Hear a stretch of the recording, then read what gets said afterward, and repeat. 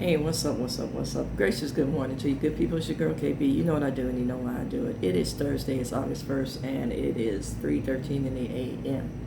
And I am reading just for today. Now, for those of you who are just tuning into my little channel here, I read recovery readings first thing in the morning because I work in the field of recovery, and more specific, I am a women's treatment specialist for opiate addicted women, pregnant and postpartum. And I look at my work as ministry. I never wanted to be paid for ministry, and this was the next natural progression as far as ministering and paying my bills. Amen. Just for today, the title of the reading is Freedom from Guilt. Now, that gave me cause for pause right off the bat. In knowing that, I talked in my introduction video about our ability to declare ourselves healed without ever doing the work.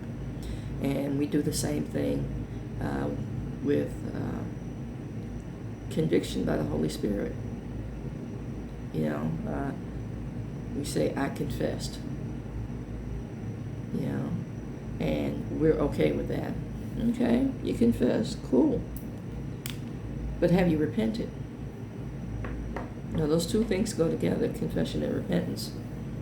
And we shy away from the word repent because it has religious connotations. And if it makes it easier for you folks, the word repent means change. Have you changed your behavior? Or getting back to the opening statement, have you declared yourself healed? So the conviction of the Holy Spirit, that little twinge of guilt, sometimes we call it conscience or gut instinct, whatever you want to call it, that thing that bothers you, that doesn't sit right with you, have you dismissed it? I read something yesterday in one of my devotionals, and they talked basically about choosing your partner and, posing the question, can two people walk together?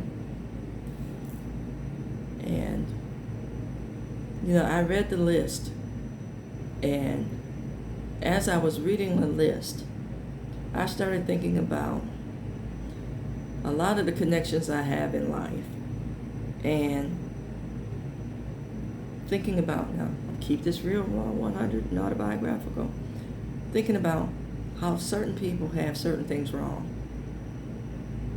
Now, I'm talking about me, and I know I'm not the only one who does this, so that's why I'm putting it out there.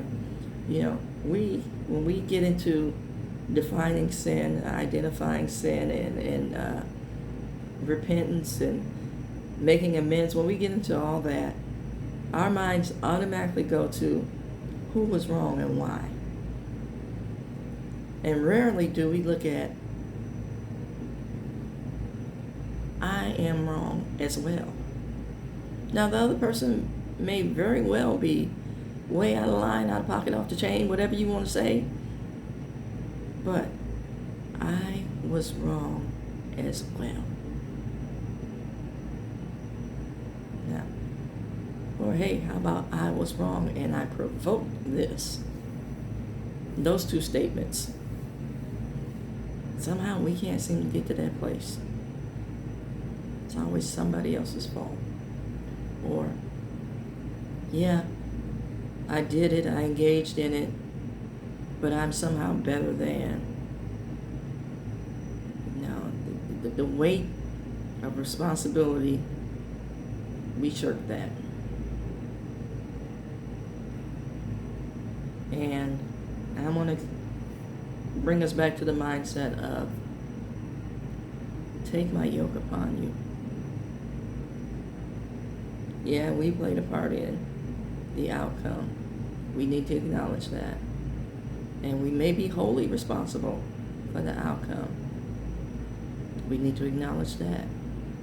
We need to confess. We need to repent. And See, here's the and. Because a lot of people think we can do this quietly.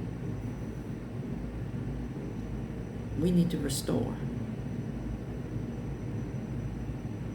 Confess. Repent. And I'm pausing because this is the part where we get lazy. Restore. Amen. So think about this. When you're talking about being guilt-free,